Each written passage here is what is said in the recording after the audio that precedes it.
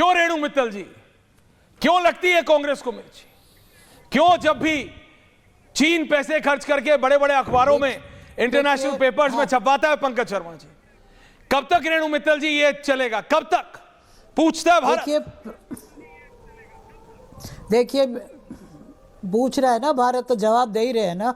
सुधांशु जी इतना टाइम ले लेते हैं कि मतलब बाकी लोगों को टाइम बहुत कम मिल जाता है। आप उनको दीजिए। हाँ त्रिवेदी उनको टाइम दीजिए, पर बाकी लोगों को भी थोड़ा सा टाइम दे दिया। मैम बताइए। देखिए जहां तक इंटरनेशनल परचेसेस ऑफ वेपन्स है, हमेशा हर रजीम में ऑपोजिशन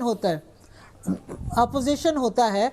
तो उसमें प्रॉब्लम ये होती है कि जैसे बोफर्स में अपोज हुआ, जब मुलायम सिंह के टाइम पे सुखोई अपोज हुआ, इस टाइम राफेल हुआ। चाइना के बिहाफ पे कोई नहीं बोलता, चाइना खुद ही बोलता रहता है।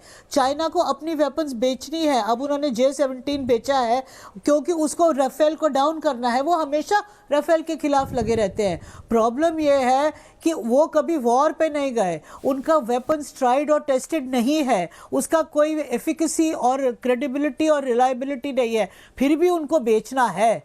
तो आप इसमें पॉलिटिकल पार्टीज को क्यों हर चीज में घसीट के उनको ब्लेम पे करते हैं? क्योंकि अगर किसी जैसे राहुल गांधी है या अखिलेश यादव है या जो भी पॉलिटिकल लीडर्स है ऑपोजिशन के, उनकी एक मान्यता हो सकती है एक वेपन सिस्टम के ऊपर, और उनका हक है कि वो बोलने का। अगर उसमें प्राइस में डिफरेंशिएशन हुआ है और कोई फायदा कहीं हुआ और कहीं नुकसान, you know what I am talking about, और बहुत सारी चीजें हुई, तो अगर वो point out no I don't know what you are talking about Renu Mittal के पेरोल पे, no I don't know what you are talking about, I don't know what you are talking about. और मैं इसलिए कह रहा हूं मैम क्योंकि जब हमारे सैनिक पाकिस्तान को जिस तरह से सुनाइए मैम, सुनिए ना, सैनिक की ठीक है ना, everybody respects them, but the attempt by the BJP to communalize the army and to bring in religion, ये कब हुआ? everything, हिंदू धर्म, हिंदू तो मैं भी हूँ, आप भी है, सब है, ये हो कर रहे थे अभी बैठे बैठे सुधांशु जी तो यही तो कर रहे थे। अच्छा। यही फुल टाइम काम है कि एक रिलीजियस फर्वर बिल्डअप करना। जिस तरह से जो हो रहा है इस देश में, आप फोर्सेस को भी नहीं छोड़ रहे, किसी को नहीं छोड़ रहे, और हर पॉलिटिकल आप चीनी, राहुल गांधी चीनी एजेंडा, चाइनीज पैसे पे, सुधांशु जी जवाब दे रहे हैं आपको, पंकज जी आ रहा है उसके बाद। राहुल गांधी पैसा मैडम, मैं बड़ी विनय विनम्रता से कह रहा हूं, मैं ऐसे शब्दों का प्रयोग नहीं करता हूं। मैडम मैंने जो बात बोली वो भारत की रेजिमेंट्स के युद्ध उद्घोष बोले। हाँ, मुझे इस बात की मैंने यही तो कहा कि आपने उन युद्ध उद्घोषों को सांप्रदायिक कहा। जय बजरंग बली जो है बिहार रेजिमेंट का युद्ध उद्घोष है, आपको सांप्रदायिक नजर आता है। राजपूत रेजिमेंट का राजा रामचंद्र की जय आपको सांप्रदायिक नजर आता है। जय महाकाली आयोनिक गोरखाली यह सांप्रदायिक नजर आता है। मराठा रेजिमेंट का छत्रपति शिवाजी महाराज की जय और 46 से पहले हर हर महादेव हुआ करता था, यह सांप्रदायिक नजर आता है। बद्री विशाल की जय आप ऐसा घटिया आरोप लगा रही हैं। मैं चैलेंज करके कहता हूं, अगर मैंने एक चीज गलत बोली हो, यही है पंकज शर्मा, सेना को शौर्य और ऊर्जा देने वाली हर चीज को कम करना। इसीलिए आपको सेना का अध्यक्ष सड़क छाप गुंडा नजर आता है, और पाकिस्तान के सेना अध्यक्ष से आपके कांग्रेस के नेता सिद्धू जाकर गले मिलते हैं, और सड़क छाप गुंडा कहने के बाद भी आप लोग चुप रहते हैं। सर्जिकल स्ट्राइक को फर्जिकल स्ट्राइक बोलते हैं, बालाकोट के बाद सवाल मांगते हैं, ऑपरेशन सिंदूर पे सवाल खड़ी करते हैं, भारत के सेना अध्यक्ष को सड़क छाप गुंडा बोलते हैं, और तो और आप लोग कहते हैं भारतीय सेना ज्यादा मार रही है कश्मीर में सिविलियंस को। यह फ्लोर ऑफ द हाउस पे कांग्रेस के नेता का दिया गया बयान है। इसलिए मुझे लगता है पंकज शर्मा बहुत ही घटिया स्तर का आपका जवाब था। मैं ये शब्द नहीं प्रयोग करता हूं कि भारतीय सेना के उद्घोषों को मैंने कोट किया, और आप कह रहे हैं कि उसमें आपको सांप्रदायिकता नजर आ रही है। रेणु जी समझिए, फिर क्या मतलब बोले सो निहाल सत श्री अकाल सांप्रदायिक हो जाएगा कोई रिलीजन जो सिख रेजिमेंट का युद्ध उद्घोष है। It's not a Hindu state. आप डिक्लेयर कर दीजिए इसको हिंदू स्टेट। अभी तक तो नहीं है ना ये Hindu state. It's a secular democratic republic which does not have a religion.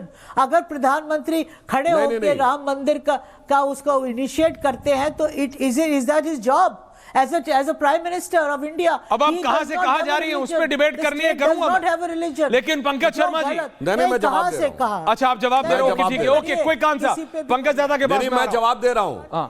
क्या सोच है पंकज? क्विक आंसर ऐश्वर्य जी, जो इन्होंने कहा है मैडम ने, बिल्कुल सही बात है। ये हिंदू स्टेट नहीं है, सोमनाथ ये जी मजे ले रहे हैं। 2014 से पहले कॉन्स्टिट्यूशनली पार्शियली मुस्लिम स्टेट था। मैं फिर कह रहा हूं, पाकिस्तान और बांग्लादेश मुस्लिम राष्ट्र थे और भारत पार्शियली मुस्लिम स्टेट था।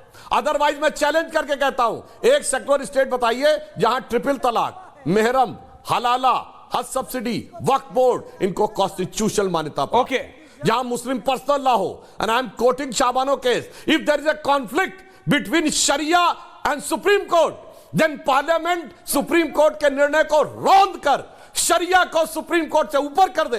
अगर एक आप सेकुलर देश बता दें जहां शरिया सुप्रीम कोर्ट से ऊपर हो, शरिया को संवैधानिक मान्यता प्राप्त हो, 4 बीबी रखने का अधिकार संविधान से ऊपर अगर हो, तो बताइए, आंखें खोलिए। हम इस पार्शियली है, लेकिन ये देखना नहीं चाहते सुधांशु जी, इस बात का दर्द है, ये देखना नहीं। लेकिन पंकज शर्मा जी, मैं कांग्रेस की नेताओं की ये सोच, इस देश की जनता ने 50 साल से ज्यादा मौका दिया है इस पार्टी को। ये पार्टी ऐसी नहीं थी, इसकी सोच ऐसी नहीं थी, इसके नेता ऐसे नहीं थे। कोई देश, आज चीन है, कल को कोई और हो सकता है, वो अपना एजेंडा चलाने के लिए बाहर के अखबारों में, मीडिया में कुछ चला रहा है। हमारे नेता, हमारे अपने लीडर ऑफ ऑपोजिशन, पहली बार संवैधानिक पोजीशन मिली है उनको। वो एजेंडा खेलते हैं जब हम इन अ स्टेट ऑफ वॉर हैं, जब हम मैदान जंग में हैं। मेरी दिक्कत, अगर आपको है भी शक, तो भी जंग तो पूरी हो जाने देते। आज वो रिपोर्ट आई, साबित होता है चीन का पैसा बोल रहा था, कुछ और नहीं। पंकज शर्मा जी, चीन का पैसा कहां बोल रहा है ये ऐश्वर्य सबको पता है। अभी सुधांशु जी कह रहे थे कि हम जो अपोजिशन है वो विदेशी कंपनियों